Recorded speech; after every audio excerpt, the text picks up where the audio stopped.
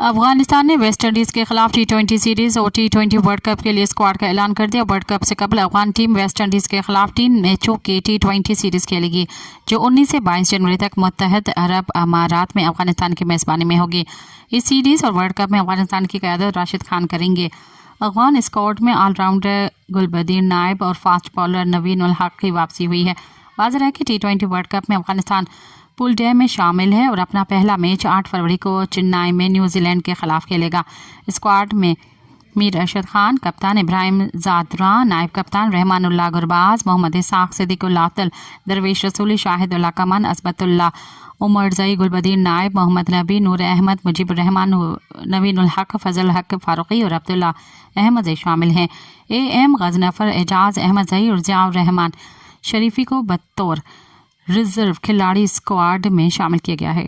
Subscribe कयो अवामी news HD खे ऐं ताज़ा तरीन ख़बरुनि लाइ ॾिसंदा रहो अवामी न्यूज़ HD।